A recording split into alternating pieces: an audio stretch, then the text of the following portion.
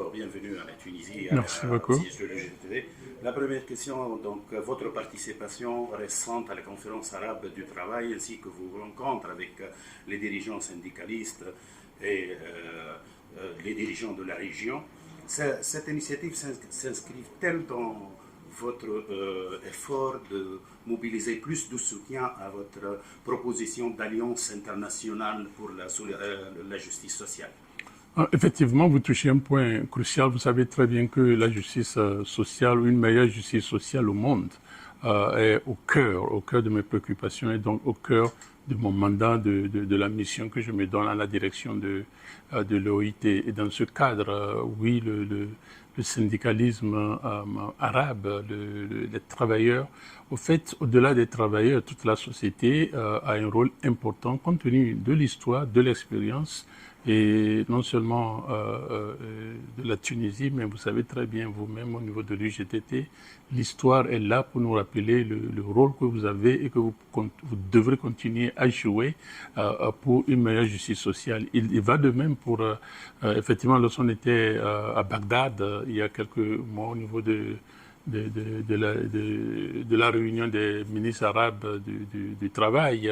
Et vous avez vu, j'étais aussi dans d'autres pays, dans le Maghreb ou dans le Moyen-Orient. C'est important pour moi et nous travaillons énormément, par exemple, avec le Conseil des pays du Golfe pour être sûr que c'est vraiment une coalition qui amène toute la région. Il existe des programmes de soutien d'urgence au sein de l'OIT pour répondre à des problèmes auxquels sont confrontés les pays de la région arabe, qu'il s'agisse de guerre ou des crises économiques avec ces taux de chômage élevés, d'inflation. Quel est le rôle de l'OIT dans ce contexte d'assistance? En fait, le rôle de l'OIT a différentes dimensions, si je peux le dire ainsi.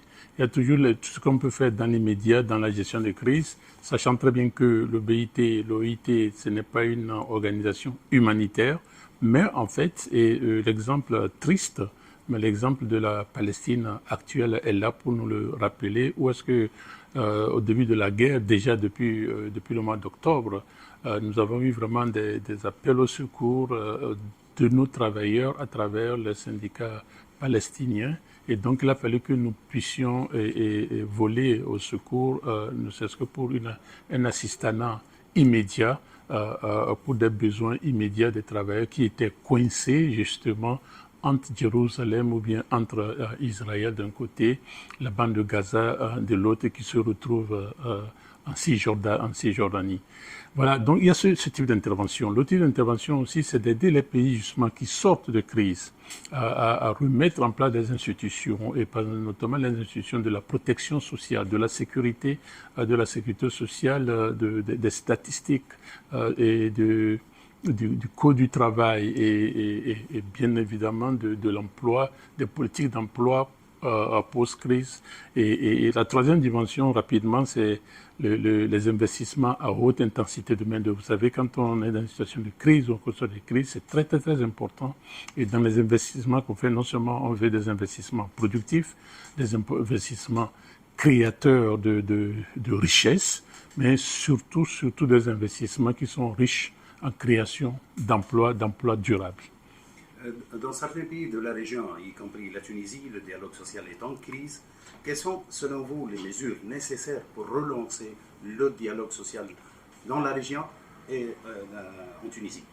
Non, écoutez, vous avez raison, vous connaissez très bien la problématique du BIT, je vous en remercie. Je fais mien l'expression que vous avez utilisée. Le dialogue social est en crise dans le monde. D'abord, au niveau géopolitique, on voit vraiment les conséquences de l'absence d'un dialogue social ou d'un dialogue politique. Et au niveau purement du monde du travail, nous sommes très préoccupés par les revendications que nous recevons, les plaintes que nous recevons, qui, une fois bien analysées, c'est une question de... une fois bien analysée, c'est plutôt une question d'absence de dialogue social. Et pour ce faire, c'est pour cela que nous nous insistons justement et nous passons notre temps à œuvrer pour mettre le tripartisme ensemble afin de réactiver, redynamiser le dialogue social. Et je pense c'est très, très, très possible. Nous allons continuer au niveau de la Tunisie et ailleurs. Nous allons continuer à travailler et avec les travailleurs, les employeurs. Et je vais rencontrer Outika demain et le gouvernement que nous rencontrons déjà depuis hier et encourager vraiment à ce qu'il y ait un renouveau dans le dynamisme du dialogue social. Une petite dernière question. Avec l'augmentation des violations des libertés et des droits syndicaux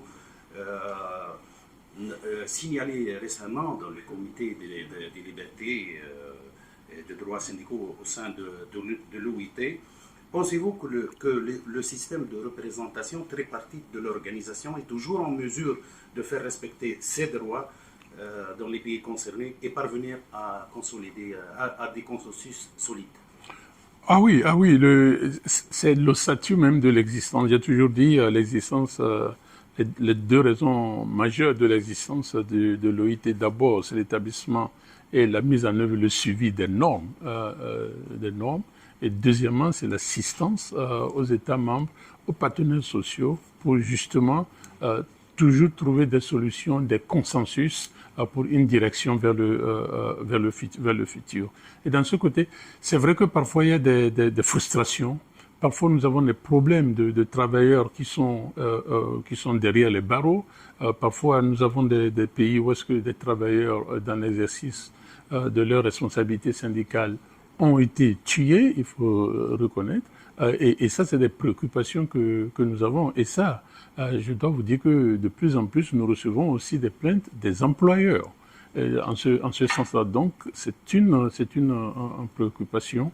Et aussi, nous disons aussi qu'il nous faut aussi, du côté de l'organisation, aussi aider nos syndicalistes et nos employeurs aussi, dans la mesure du possible, à se limiter à l'activité syndicale et non plus ne pas être dans l'activité non syndicale telle qu'une activité politique qui vient compliquer les choses.